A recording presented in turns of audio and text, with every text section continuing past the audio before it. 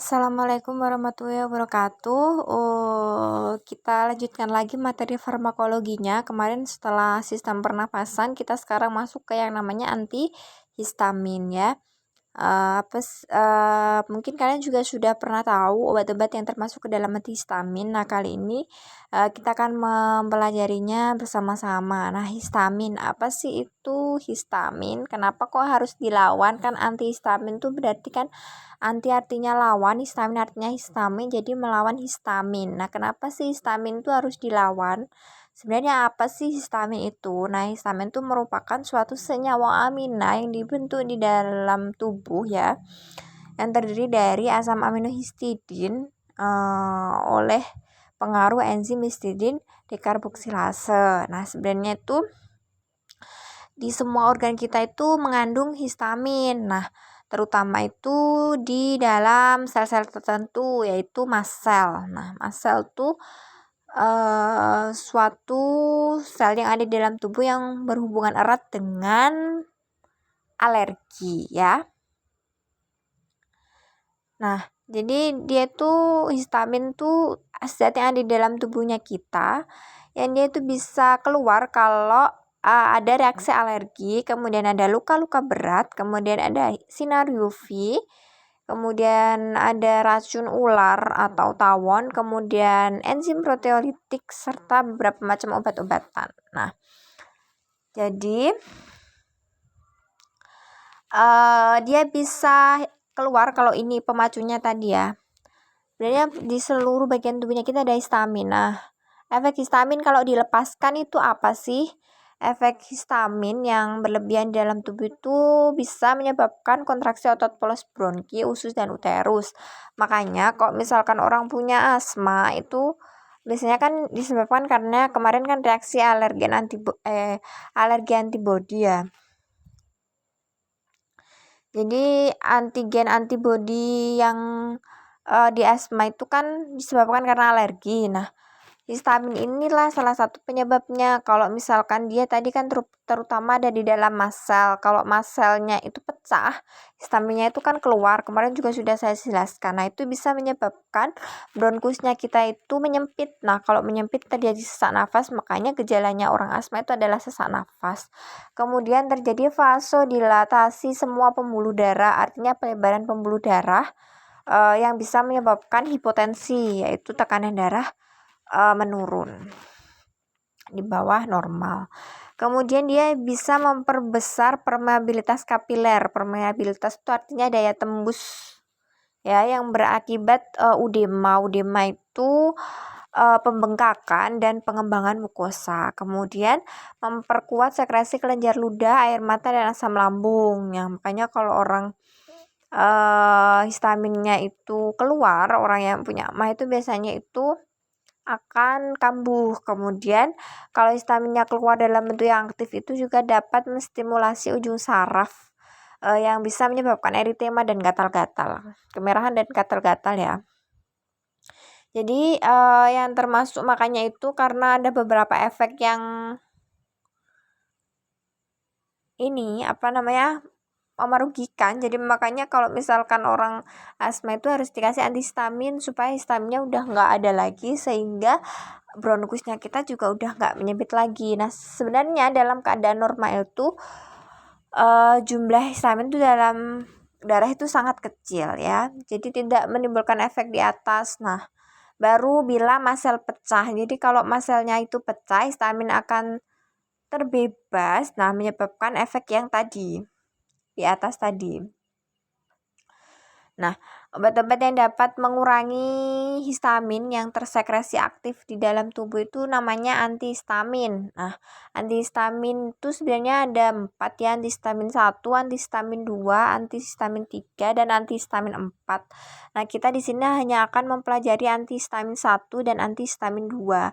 Nah, antihistamin 1 ini itu menekan reseptor H1. Jadi di tubuhnya kita itu ada H1, H2, H3, H4. Nah, kalau H1 ini dia itu mempunyai efek untuk menciutkan bronkus, usus, dan uterus serta ujung saraf ya dalam pembuluh darah. Nah, jadi kalau misalkan bronkusnya yang bermasalah, artinya berarti menciut, itu berarti yang menyebabkan adalah H1. Nah, kita pakainya juga obat yang antihistamin yang masuk ke dalam golongan H1.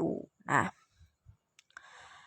biasanya itu obat-obat ini ya memiliki khasiat sebagai antikolinergik ya, kemudian menekan SSP, kemudian biasanya dipakai sebagai anti serotonin. Serotonin itu suatu hormon yang ada di dalam tubuhnya kita yang biasanya dibutuhkan tuh untuk kalau kita bahagia, serotonin itu berarti sedang naik. Tapi kalau misalkan kita lagi moodnya jelek, itu biasanya serotoninnya itu turun. Nah, jadi suatu hormon yang memang fungsinya itu dia itu bekerja sama juga sama dopamin yang ada di otak.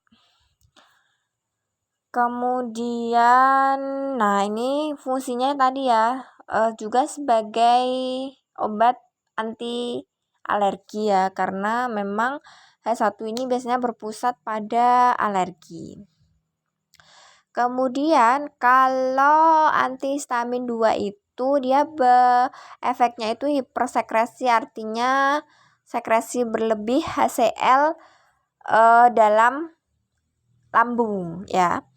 Jadi dia itu fungsinya beda. Kalau H1 dia fungsinya di bronkus, usus, dan uterus, kemudian syaraf.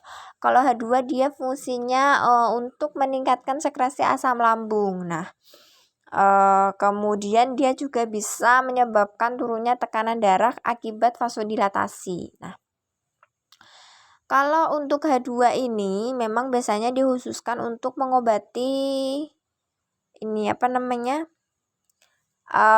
tukak lambung atau emah. Kemarin juga di sistem perencanaan kita kelas 2 kan ada obat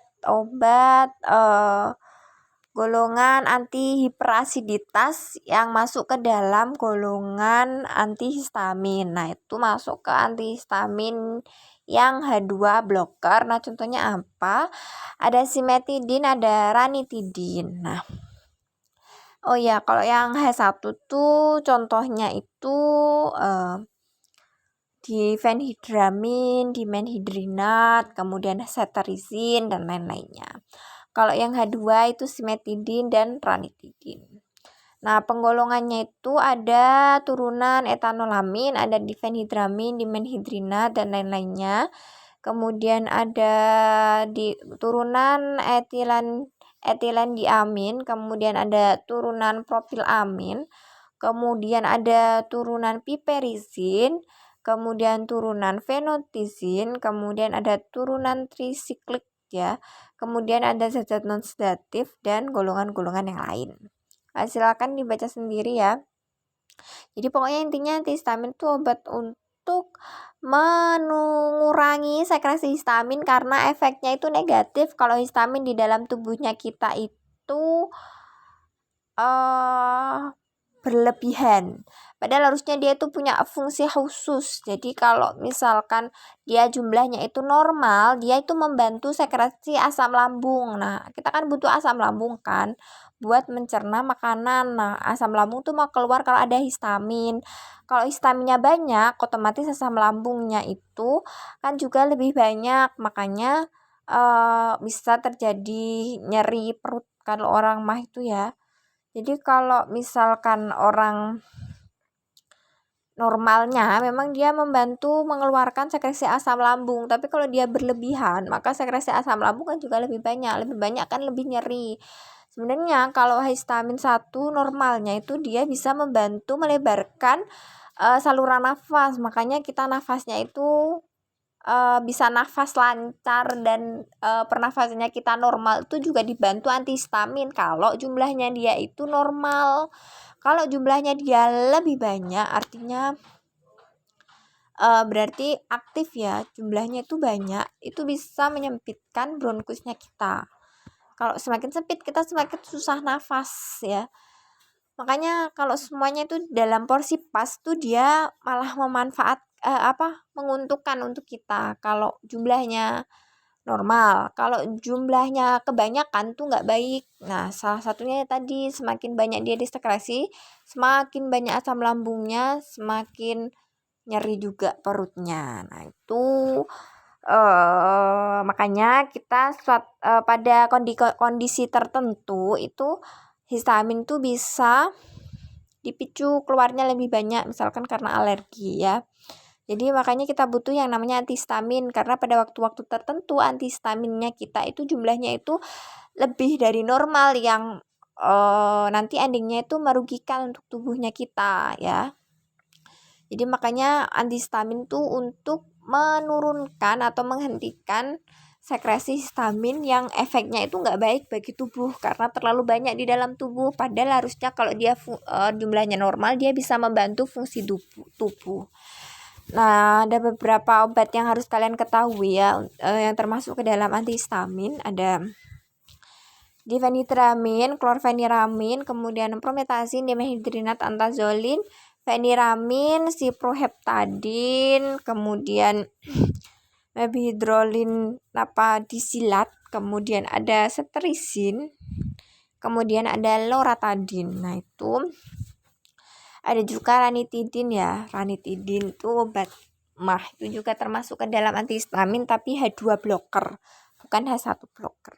Nah, silakan ini untuk spesialet obatnya silakan dibaca-baca sendiri ya.